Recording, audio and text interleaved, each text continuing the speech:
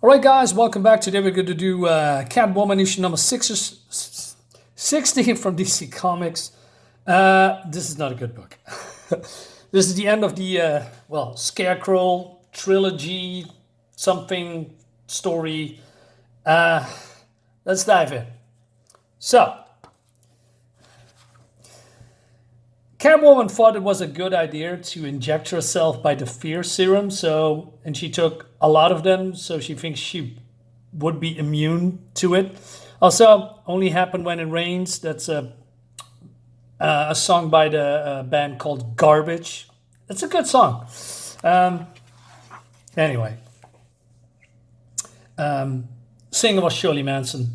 She was also in the Terminator TV series as a villain, sort of. It was pretty cool in there.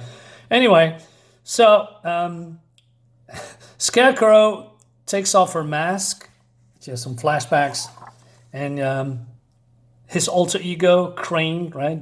I believe it's Jonathan Crane, says, Selina Kyle, a disappointment. After all their intrigue, it turns out that Catwoman is just a scared little orphan with a working class chip on her shoulder. I said, how do you know Selina Kyle? Is she some kind of a celebrity? I'm not sure, right? She's just a woman. And he reminds us, I believe this happens in issue number 0 that I have. Maybe we should take a look at that too. Her mother, suicide victim, had dreams of greater wealth than your alcoholic father could provide. Did you inherit her greed, Selina? And that's how you excuse your actions? Or is there's more to it than that? What's this face? It's a big chin, man. Anyway, so he's working in Arkham, and she says, hey, it's just, so she goes outside somehow. I know, and then we have the Batman villains. Who's this guy? Is this Victor Zsasz? I don't know. Anyway, and they're laughing at her, wants the piece of her, right? So she tries to escape, but then there's some security guards that also want, I don't know, what's the word? Pound of flesh. And what's with the legs? It doesn't look good. Like I said, I like Jim Balent's art, but he has some anatomical issues when it comes to certain characters. She also gets a dislocated shoulder because of that. And then she is getting out of her white jacket by ripping it open with her claws. Puts a dislocated shoulder back. Must hurt like hell. And she also gets some pounding. So she doesn't scream, right? He says that's when the screaming starts. What screaming? I don't know. And and she's running away, right? But she is trapped, and then the Batman villains are pounding on her, and she's screaming in fear, right? She's terrified. She's defenseless. But then the Batman comes here. He says, stay behind me. I want to let them hurt you. Warmth spreads through my chest, and the muscles in my shoulders start relaxing. All right. When it hits me in the gut harder than a nightstick. This is my worst fear. She says, trust me. You know I never let anything happen to you. You know you need me. You always need me. And she wants to fight the other ones. He said, no, I'm not going to fight you. Not with Batman around. You've always been dependent, Selina. Admit it. Secretly, you always wanted to give up control. Secretly, you always wanted to be rescued. It's just looks up to Batman. And they're going outside, right? But there are no rescues. I just want to keep you safe. And she's now fearing him because I don't need you. I won't be disappointed again. How dare you? I'm in control. And she's crying. And then she is waking up from her, fever dream, I guess, or toxic fear from the Scarecrow. And then she starts laughing somehow. She breaks the fear gas. And then, this is the part that I didn't like, right? She's saying to him that, he confirms his fear of dependency. Dependency can crack or crawl at you of a crack in the wall. It can slither by or suddenly jump at you from out of a shadow. And that's the best part. It's under my control, you see. I won't suddenly find myself on the ledge of it, looking down. Dependency can sneak up on you. Is that what you tell yourself? And then, I don't know, he's getting angry. He said, you can't scare me now. Nothing can scare me. And then she's throwing some flammable liquids. And she is throwing her hands in the air. And there is nothing left for the scrummy world to throw at me. And that means I'm free. All right. So the whole fear gas thing didn't work. She injected herself with fear gas, probably possibly killing her. So she gets a big overdose. It doesn't do anything. All right. So she starts throwing flammable chemicals, grabs his notes here, and grabs him and throwing out of the window, burns the book, and then throws the book at the flaming chemicals. So it explodes, and then she's doing this movie, walking away from the explosion. All, independent, strong female character. I don't dislike that, but at the same time, this is the over-the-top, strong female character trope, right? So I think this is bad written. I mean, I don't mind this, but it's not well written at all. And it's getting even worse. So then she goes back to the bank where Stan, who is, said something bad to her, that hurts her.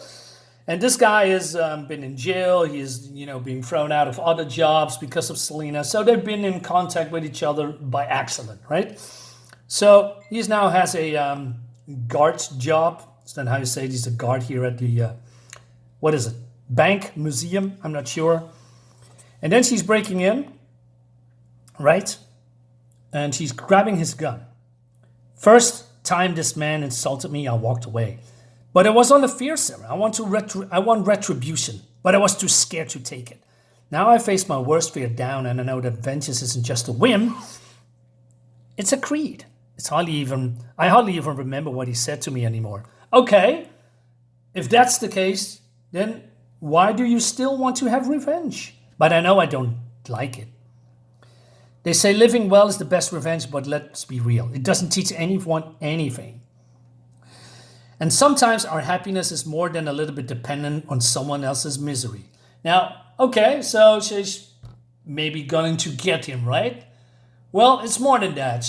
She gets payback by framing him for just breaking and entering and, stealing money. And then the cops come, finding his gun and also this money in his pocket. Wait a minute.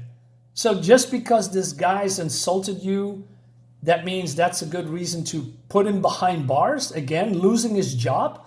I think that's a very scummy move. And then it's getting even worse.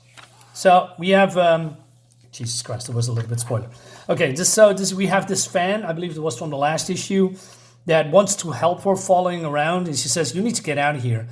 And say, do you want to get us both arrested? Do you still want to be of assistance? You know what? I'll do anything. Good, then take this and use it to get out of town.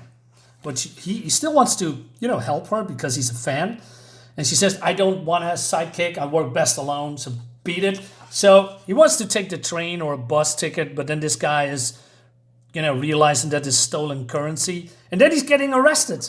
So I'm not sure if this is a act of kindness by giving this boy money or just her setting him up so that he can, go to jail. Not sure why. I mean, yeah, he's a fan, but really? And then he's getting thrown into jail too, and they realize it's Catwoman's fault.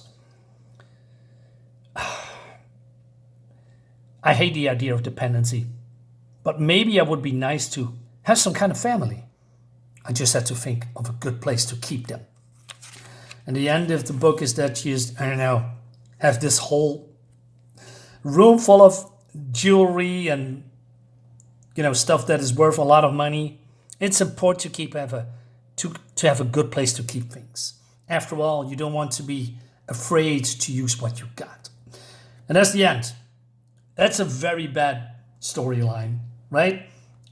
First of all, you get easily out of the fear gas. And to be honest, we have Jonathan Crane, right?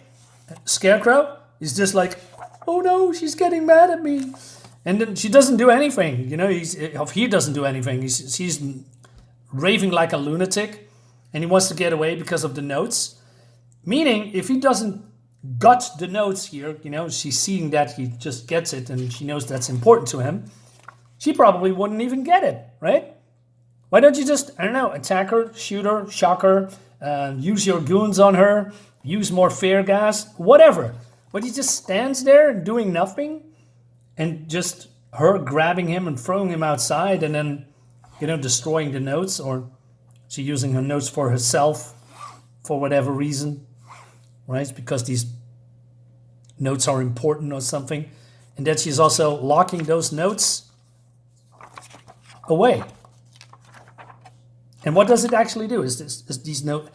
Do these notes have, I don't know, worth? Or are you just putting them away because it reminds you how you overcome that fear and make you independent or something like that? I don't know. I know it's BS. I didn't like it. And the worst part is that this Grayson guy is doing a lot of Catwoman stories. So I plan to do more Catwoman stories. I did like this. I hope it gets better. Guys, let me know in the comments what you think about it. Like, subscribe, and all that YouTube jazz. See you next time. Bye-bye.